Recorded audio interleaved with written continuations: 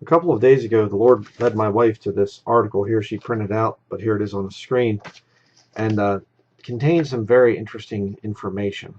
I did a sermon a year ago. It's called The Fifth Kingdom of Satan. And I talk about the fifth kingdom mentioned in the book of Daniel, where you have the miry clay combining with the iron. They're mixed together. And it's part weak, part strong, the whole thing, if you know the prophecy there. And a lot of people have tried to surmise what this is, and the Bible makes it pretty clear. The iron is Rome, and the miry clay, the only other reference to miry clay in the Bible, King James Bible, is Israel. So it's Israel joining with Rome.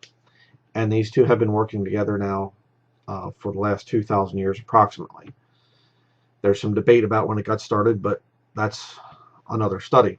But the whole point is, I did this study on this, and then also the coming Kabbalistic kingdom, getting into the teaching of the Kabbalah and how it lines up with this whole satanic world government thing, and the mother pillar, the father pillar, they join together, the whole thing, the hexagram, male and female joining together, the mystery Babylon, the whore of Revelation, the female mixing with the Jezebel with Ahab coming together. Really detailed study, and then get into the sixth kingdom of the Lord Jesus Christ that comes after that. But some very interesting buzzwords in this article here from the Times of Israel. This was March 17th of this year. So we're going to go through this. I'm going to read this article and then another one. But I want you to remember a scripture. Okay, some scriptures here to think about as we're going through this and seeing the connections that Israel is making with the Vatican, with Rome. Okay. Jeremiah chapter 17 verse 5 says, "Thus saith the Lord, Cursed be the man that trusteth in man, and maketh flesh his arm, and whose heart departeth from the Lord." Very good explanation of military intelligence in Israel and their military over there. "For he shall be like the heath in the desert, and shall not see when good cometh, but shall inhabit the parched places in the wilderness, and a salt land, and not inhabited. Blessed is the man that trusteth in the Lord, and whose hope the Lord is." Again, one of my purposes of this is, of my ministry, is to turn Jewish people back to the Lord and to help them to understand that the Lord is the Lord Jesus Christ. Jesus is their Messiah. He came and he fulfilled a lot of the prophecies of the Messiah in the Old Testament, and he will fulfill all the rest of those at the second coming. There's no prophecy in the Old Testament that says that the Jewish Messiah, when he shows up, has to fulfill everything in one coming. Okay, that's one of the things that's always brought up, and it's not true. All right, a lot more I could say on that, but let's stick to the article here. Backed by CIA, defense startup emerges with tech platform for modern battlefield. And you're going to see this all through this article. We were attacked on October 7th, see, Israel at War, day 569. October 7th, right there, they're talking about it, 2023. And since then, we have to do some things. We have to be unconventional in our warfare. They're not turning to God. They're making flesh their arm. You see the Jews yoking up with the CIA, backed by CIA. All right. Central Intelligence Agency, or Catholics in Action, as I'll be showing you from their own writings. Okay, or from Catholics' own writings, I'll say it that way. In response to October 7th, Kila raises $39 million to develop a platform for the integration of commercial technologies such as AI models or sensors into military systems. No honor in modern warfare, if you ask me. Israeli security forces at the scene where a drone launched from Iraq hit an open area near the border with Syria on September 25, 2024. Israeli defense tech startup Kila Technologies, founded in the wake of the October 7, 2023 onslaught, founded in the wake of it. How convenient. Is coming out of stealth to equip Western militaries with a software platform designed to facilitate the adoption and integration of commercial technologies into existing military systems that are needed for the modern warfare battlefield. All right, integration of commercial technologies. Commercial technologies. Think about what they're saying there. Okay, there's money in it. Okay, just break it down into simple language here. War is all about when they integrate commercial technologies. They're saying, how can we mass produce this so we can send it to the battlefield to just be destroyed in large numbers so that we can continue to mass produce it so we can continue to make lots of money. That's what war is. The Tel Aviv-based startup's name means sling in Hebrew, inspired by David's sling in the famous biblical David and Goliath story, where a cheap weapon is used by someone small to defeat someone large. It's just kind of a story. I think a lot of these people. I don't know if I can pause that. Yeah, there. Just pause it. On October 7th, we saw that despite having fewer resources, more constraints, and lower technological capabilities, Hamas was still able to inflict significant damage using inexpensive methods. Kila co-founder Hamatul Mirador told the Times of Israel, "The face of war has changed and we must adapt with it." If you don't understand the whole thing of false flag operations and whatnot, that whole October 7th thing, I said from the very beginning, was staged. They allowed it to happen. I shouldn't say staged per se, but they knew it was coming. They said, stand down, let it happen, and then we can have more financing for the war industry. They do this all the time. Same thing with Pearl Harbor. Study it, research it. They knew that Pearl Harbor, the military command knew Pearl Harbor was going to happen.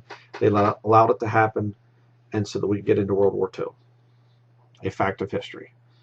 All right. The only way forward is to break away from old thinking. Don't go for the old paths. Don't pray to God and ask for his protection. Break away from old thinking and embrace these new technologies, added Mirador, the daughter of former Minister Dan Mirador. One of the major lessons learned from current conflicts around the world, whether it is the war in Ukraine, which Israel has a hand in as well, or Israel's war with the Hamas terror group, is that armies, including the IDF, are not adequately prepared for full modern warfare and need to integrate new sensors, drones, and artificial intelligence applications into their military systems. Why? Because artificial intelligence has no honor. It kills indiscriminately. You have to integrate that in. Force multiplier. You'll see that here in a minute. Despite having one of the world's best defenses against missiles and rockets, Israel has struggled to deal with emerging threats, such as commercial drones throughout the war with Hamas and Iran-backed Hezbollah in the north, as rapid advancement has made them faster and cheaper. It was Hamas drones that first crossed from Gaza into Israel on the morning of October 7, 2023, to disable electronic monitoring systems and pave the way for the massive cross-border onslaught in which terrorists brutally killed some 1,200 people, mostly civilians, and kidnapped 251 to the Gaza Strip. Okay, but they didn't know about it. Over there in Israel, the IDF, they didn't understand. Oh, there's an attack. Oh, no, we didn't know. There's even been people from the IDF that have come out and said, yeah, it was a stand-down thing. They let it happen. Of course they did. In response to the October 7th attack, Kila is developing an open software platform for Western armies to seemingly adopt and integrate fast-evolving commercial and civilian technologies, including communication devices such as tablets, phones, night vision goggles, sensors, radars, or encryption devices into existing military applications and systems. Again, you have to understand that the war hawks like this stuff, they don't want peace. Peace is not prosperity. All right, you have to have war. You have to have fighting and bad things happening. Very important to understand that about war. War is not some bad guy showing up and then the good guys join together and take out the bad guy and everybody lives peaceably. They don't want peace. Right? Kila was founded in July 2024 by Mirador, who also serves as president, alongside Alan Dror, CEO, serial entrepreneur and engineer Omar Bar Ilan, and aeronautical engineer Jason Mann. All four have years of experience in national security and technology, so they know that how much money there is in it. Mirador is a veteran of the elite IDF intelligence unit 8200, a former partner at the Israeli tech fund Vintage Investment Partners, and previously served as the Israel head of U.S. data analysis company Palantir. Oh boy, Palantir. Just do a little search here on Googly. J.D. Vance Palantir. Just look at some of these headlines here. Who has J.D. Vance's ear on AI, and should we be? Come on here. I won't go into that. J.D. Vance is almost certainly familiar with Palantir's Kafkaesque Pentagon saga, blah blah. J.D. Vance's mentor co-founded a company that helps Israel. Peter Thiel, a co-founder of Palantir, has spent millions funding Vance, Donald Trump's vice presidential running mate. 5 things to know about J.D. Vance's ties to tech billionaires. Analytics firm Palantir. Again, Palantir there, their channel or their page on X, on Twitter there. Trump and Vice President J.D. Vance talking about the whole thing. Palantir is proud to continue, supporting them, whatever. Billionaire who fueled J.D. Vance's rapid rise to power. Thiel hired Vance at his global investment firm in 2017 and then nurtured Vance's political rise, donating $15 million to his 2022 Ohio Senate thing there. How J.D. Vance, Trump, and Palantir are all connected. Peter Thiel's ties with J.D. Vance may influence Palantir Company. You can just see there's all these articles on Palantir being connected to J.D. Vance. Dror graduated from the Israeli Army's prestigious Talpiot training program and then served in Israel's defense establishment for over a decade, first as a tank commander and then as Mafat Israel's Directorate of Defense R&D, where he won the Israel Defense Prize. Mann has 10 years of experience in weapons development for the Israeli Air Force, and Bar Ilan is the former head of algorithm development at Rafael Advanced Defense Systems. The algorithms that we all struggle with, trying to get truth out. Though there's nothing behind them. There's no political, ideologies it's all just completely neutral, and AI is not, programmed by people to do certain things. It just says, we'll just stand for truth or something. Yeah. The October 7th events underscored the need for fresh thinking and experienced solutions on the battlefield, said Dror, drawing from his combat experience in reserve duty. As combat challenges become increasingly complex, Western militaries require fast, flexible, and innovative responses, not ones dependent on rigid systems or exclusive suppliers. So, if we have to get some things from BRICS, we'll do that. Or just kind of exclusive. We can't go with exclusive suppliers. We might have to outsource some things and just kind of, fund the enemies and then pretend that we're against the enemies, but in reality we're using the enemies. And, we'll have Israeli Special Intelligence Services, I think it's called, ISIS, and we'll send them into different areas and say, oh no, look, ISIS has attacked. We better send troops over, and war's a racket. Okay, I think it was General Smedley Butler that said that. Not my words, not a preacher like me, no, a military general. You better learn the truth of history. The Tel Aviv-based startup has won the backing of 2 U.S. large venture capital funds. Now, here we go, look into this. Sequoia Capital and Lux Capital, as well as IQT, the U.S. Central Intelligence Agency's investment arm, following 2 consecutive funding rounds. And my wife was saying about that, she said the 2 consecutive things, you have the Economic Hitman book, and he talked about that there are basically 3 levels of that they do this whole thing with. And, you can search that whole thing out and study it yourself. I'm not going to get into a big thing on this, but this is the second level thing here. It's kind of first you present it, and then you get your funding, and then if you do really good at it, and if you can get things done in a timely manner, then you get the full support with the intelligence world. So, but look at that. As well as IQT, the U.S. Central Intelligence Agency's investment arm. I thought that the CIA was kind of just, paid for by taxpayers. It's a government thing. They're there to keep us safe and whatever. What are they doing investing in foreign countries? In the military-industrial complex. Why is the CIA investing in that? I can't imagine. Masked gunmen from the Izzedine al-Qassam brigades, a military wing of Hamas, stand near a drone on the back of a truck while marching along the streets of Nuseirat refugee camp, central Gaza Strip, May 20th, 2021. Arabic on the headband reads, "No God but Allah and Muhammad is his messenger, al-Qassam brigades." There you go. Keeler raised $11 million from a seed funding round led by Sequoia and $28 million from a Series A round led by Lux Capital, which was joined by IQT, the CIA thing there, another angel investors.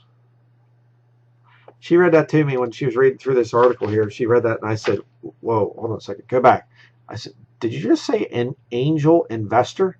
And she said, angel investors. Yeah, it's right there. And I said, and it just took me a while to kind of process that. Joined by IQT and other angel investors. IQT being the CIA's investment division.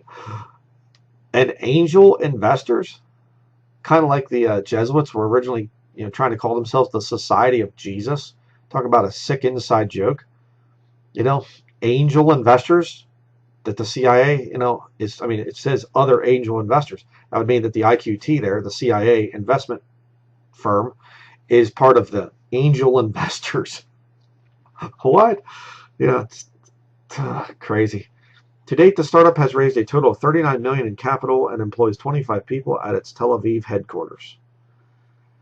The early support from leading U.S. venture firms Sequoia and Lux is not just a vote of confidence, it is proof of the significance of our mission, said Mirador. Yeah, to make more money. Our partners' expertise, reputation, and networks will serve as critical force multipliers in our journey. Force multipliers. Look at that word right there. That's another key word that you need to learn about. Force multiplier.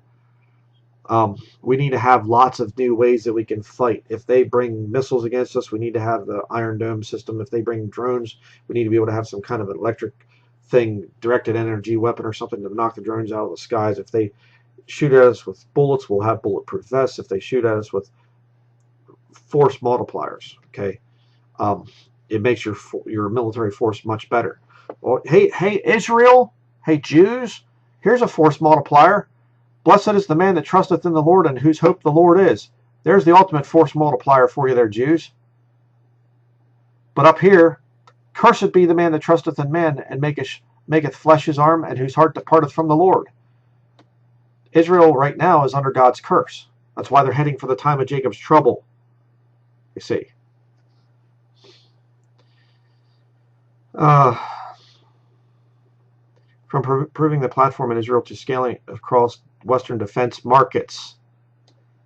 Oh, it's not about money, Brother Brian. It's not about money. They're trying to defend themselves. So, you get people in the comments, oh, Denlinger, you're such an idiot, whatever else. It's not about money. We have to defend ourselves. What are we supposed to do? Then why would you talk about markets? Defense markets, Western defense markets. With your angel investors. Fallen angels, perhaps. After testing and trialing the software system in Israel, Kila plans to use the raised funds. Love of money is the root of all evil. The raised funds to apply and compete for defense contracts in the U.S. Contracts. And Western militaries in Europe and expand the platform's deployment. Expand. Raise funds. Compete for defense contracts. Ching, ching, ching.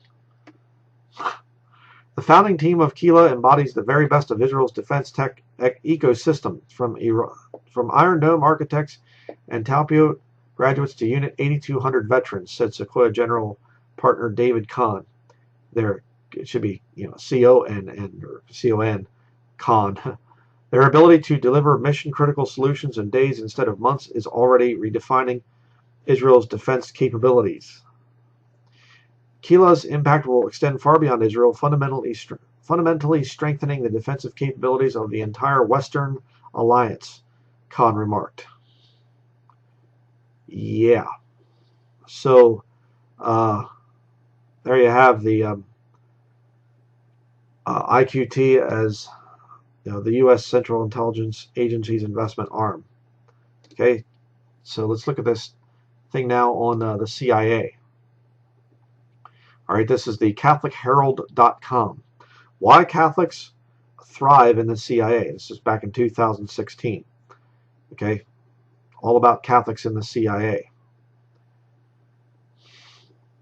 All right, let me zoom in a little bit here so it's easier to read it. Just a few days before Christmas 1988, terrorists blew up Pan American Flight 103 as it passed over Lockerbie not long after leaving Heathrow. One of the 259 murdered on board was Matthew Gannon, the eighth child of devout Catholic parents. Gannon had joined the Central Intelligence Agency in 1977 becoming a skilled operations officer and linguist. Nearly a year later, in October 1989, many victims' belongings still lay unclaimed in trailers in Lockerbie. When Gannon's brother arrived there, he identified his family members' personal items by spotting a missile and a book with one of Matthew's favorite shirts. Conspiracy theorists have probably already exploited Gannon's death. It's difficult to investigate anything about the CIA or the Vatican and not encounter narratives that resemble thriller novels. Because it's reality. But we shouldn't ignore the topic. The CIA is the best known of the 17 agencies that comprise the American intelligence community.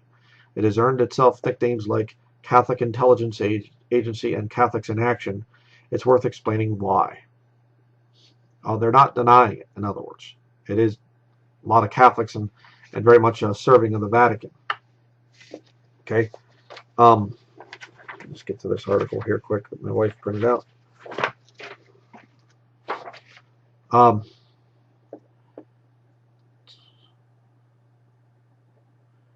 No official statistics exist on Catholics in the CIA or any other American intelligence agency, but one interesting clue is the relatively high number of Catholics who have served as director of the agency. The United States is a country in which, with the recent exception of the Supreme Court, Catholics have never dominated the highest offices. You mean the Supreme Court, recent exception of the Supreme Court, which is now pretty much wholly controlled by Roman Catholics, many of whom are Jesuit educated? Yeah. Only 1 out of 44 U.S. presidents has been Catholic. The first and only Catholic vice president is the current one, Joe Biden. Before John Kerry, the last Catholic Secretary of State was Alexander Haig, who left the post in 1982. Catholics are a rarity in other top positions, such as Secretary of Defense. Not totally true, but let me continue. By contrast, 3 out of the last 5 CIA directors have been Catholic. Michael Hayden, Leon Panetta, and the current director, John Brennan. Looking back, and remember, this is 2016 when this is being written. So, a number of Catholics led the agency in critical periods during the Cold War. There were no Catholic directors in the 1990s.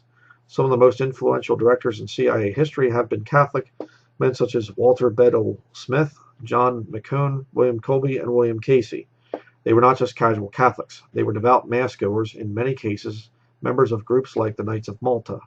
Conspiracy theorists usually start there, with nefarious plots about the Vatican steering world affairs. Oh, yeah, they don't do that. That's just a religion there. Yeah. Of course, they never ask why an all-powerful Vatican can't engineer more Catholic presidents. Because it'd be too obvious. Duh. If you have all Catholic presidents, it'd be, you know what, I think our country is run by Catholics. You give people the illusion of choice. Oh, Donald Trump, he's not a Catholic. Then why do they go to the Mass and things like that? You know, and swear allegiance to Catholic systems and things, and they go to the whole Al Smith dinner and all the other stuff. Whatever. Not going to get into all that stuff. To make sense of Catholics in the CIA, you have to go back to the 1940s before the agency even existed. Until that decade, the United States did not have a unified intelligence system. Separate branches of the military collected and analyzed their own intelligence. I don't know what's wrong with that. That changed with the Office of Strategic Services. This was the CIA's predecessor, responsible for espionage and sabotage operations during World War II. The OSS was founded and led by General William J. Donovan, who history knows as Wild Bill. Donovan was born into a poor Irish Catholic family in upstate New York. He experimented with the other denominations while a student at Columbia University, though he remained devoted to Catholicism even after marrying into a rich Protestant family. After heroic combat in World War I, he made a fortune as a Wall Street lawyer. A fortune as a Wall Street lawyer. Nothing to it there. Again, you see the thing of the Miry Clay, Wall Street, there, a lot of the New York Jews are into that, the investment world, and the Roman armies. See it? See how they merge together? Just like the Bible said, Wild Bill did not exclusively recruit Catholics. He sought anyone with ability. But you don't go anywhere if you're not a part of the Fifth Kingdom system, Jew or Catholic. You aren't going to go very far in the CIA. The OSS attracted, or OSS at the time, OSS attracted many kinds of people, including WASPs, white Anglo-Saxon Protestants, who sought a more adventurous role in the war. But many Catholics ended up in the OSS. It's impossible to know for certain why this happened. Was it simply that Wild Bill recruited from his own social circle, which probably included more Catholics than if he had been a Presbyterian? One telling fact is that the OSS used its foreign nationalities branch based in New York to recruit from American ethnic groups. At this time in American history, Catholics were well represented among immigrants: Italians, Irish, Poles, Bavarian Germans, and many Slavs. Another historical fact is even more significant. Catholic anti-communism in the 1940s and 1950s was at its zenith. Major Catholic organizations such as the Knights of Columbus supported Senator Joseph McCarthy, himself a Catholic, in his quest to purge the U.S. of communist influence. Were young Catholics inspired to take a more activist role in fighting the godless Soviets? Near the middle of the 20th century, establishment Protestants still treated Catholics with suspicion, and that was smart back in the 1950s and 60s. Donovan would have been Attorney General in Herbert Hoover's administration had anti-Catholic sentiment not kept him from it. Catholics were more likely to be trusted and accepted with Donovan's OSS rather than in other government agencies. Now, let me just say something about this whole anti-Catholic sentiment.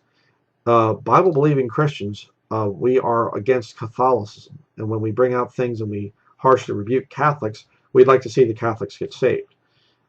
Bible-believing Christians do not want to round up Roman Catholics and torture them and slowly kill them and whatever. That's not what we do. So this Catholic thing, they come out and they say, oh, it's anti-Catholic, we're suffering, we're being persecuted. No, you're not. We're having theological differences with you, and we'd like to see you get saved. We're trying to get you out of the darkness that you're in, this world here, and bring you to the light of the glorious gospel of Jesus Christ. That's what we're trying to do. So when I say I'm not anti-Catholic, it doesn't mean I'm against Catholicism. And I've never spoken against Catholicism. I speak against it very harshly. But what I'm saying is when I say I'm not, when I say I'm not anti-Catholic, that means I want to see Catholics get saved. And I don't mean convert to the official church of Brian Denlinger or something. No, I want to see you have a personal relationship with Jesus Christ outside of church denominations. Okay, just want to make that very clear.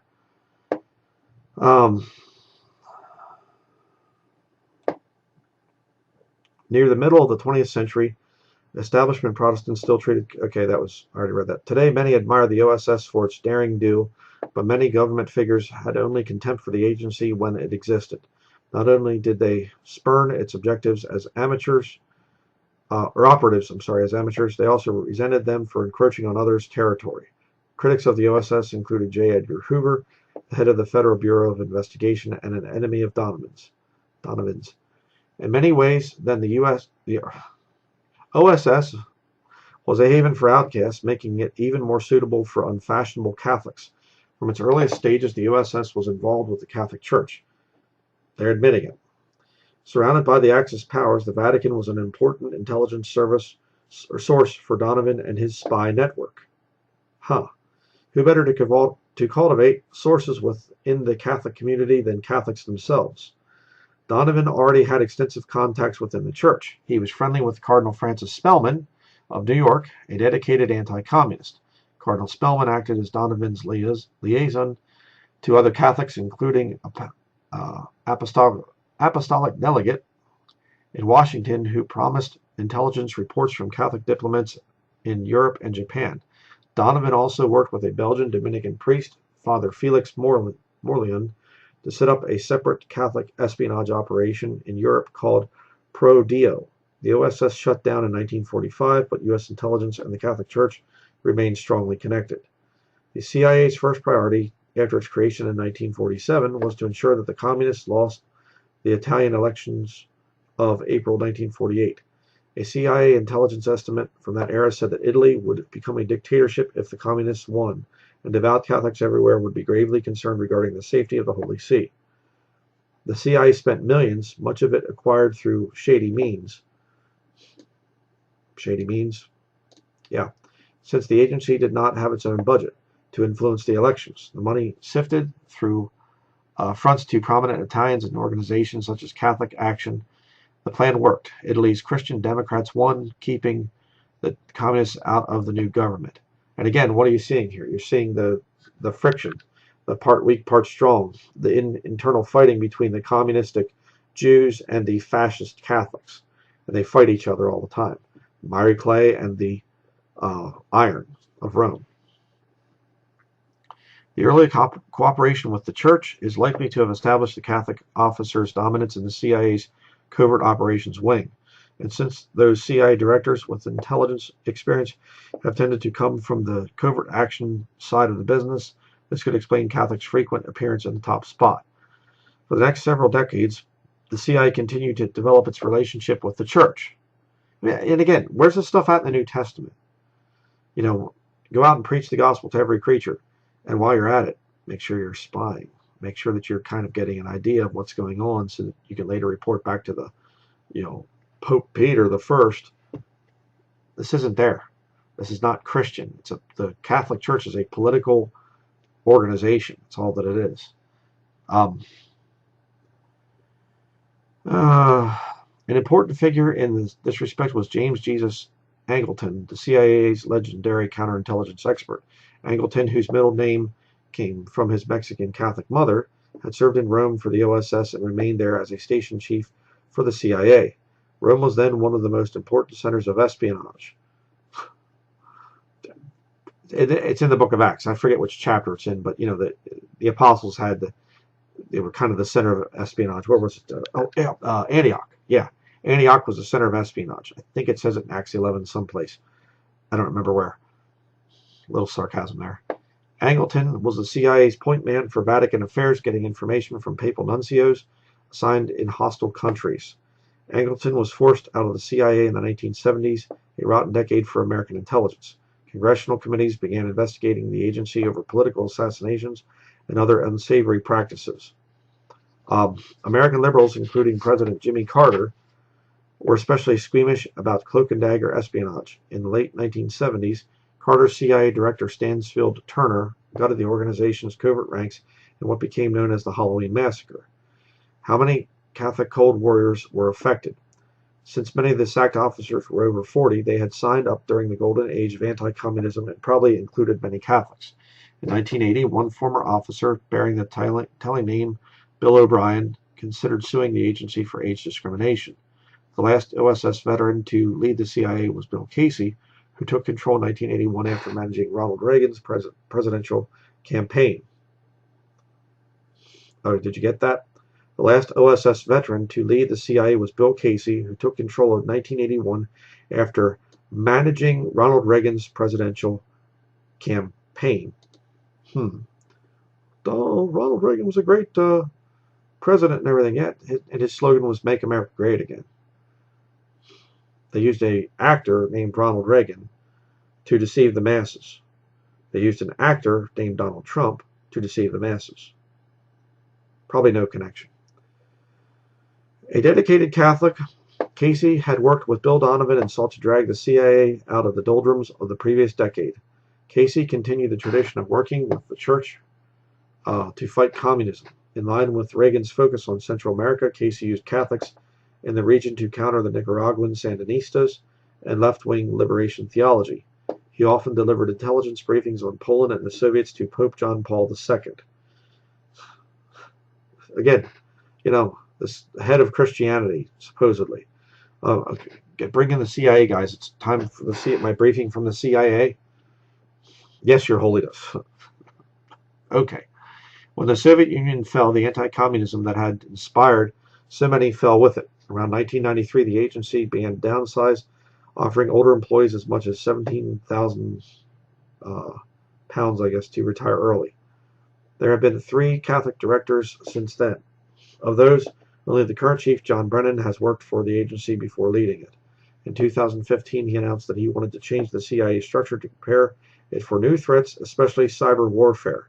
Remember the other article? Emerging threats and things? They use the same language. One can only guess how many Catholics are in the CIA now. The agency keeps changing, but for all we know, it's still Catholics in action. All right? Yeah, it is. If you want to understand what the Bible teaches about this whole thing, you can watch my 3 different studies here: the 5th Kingdom of Satan, the coming Kabbalistic kingdom, and then the sixth kingdom of the Lord Jesus Christ. Very important studies there. But Israel has no business, if they're truly, the Israel of God and whatever else. I mean, I realize God brings the Jews back in unbelief. I understand that. I teach that. But what I'm saying is, if these people are truly God's chosen people and whatever else, they're going to get to the point where they would say, okay, you know what? We'll rely on God to protect us instead of all this military intelligence scheming, and we'll, put this over here and get money from the angel investors, which includes the CIA. They're not going to be doing that. So that's why at the time of Jacob's trouble is coming, and it's going to be a very bad situation for the nation of Israel. So I think that covers everything here. Just looking over my wife's notes here. So a lot more I could say, a lot more I could go over, but I'm going to try to end this video now. Just absolutely incredible. Israel, right here, backed by the CIA. Backed by CIA there, the times of Israel. The fifth kingdom, it's real. The Jews and the Catholics are working together. It's not, well, the Miry Clay is artificial intelligence or angels or something. No, it's just Israel and the Roman Catholics. That's what's going on. So the Bible prophesied that these things would happen, and they're happening right before your eyes. Let's be sober, be vigilant as Christians. That'll be it. Thank you for watching.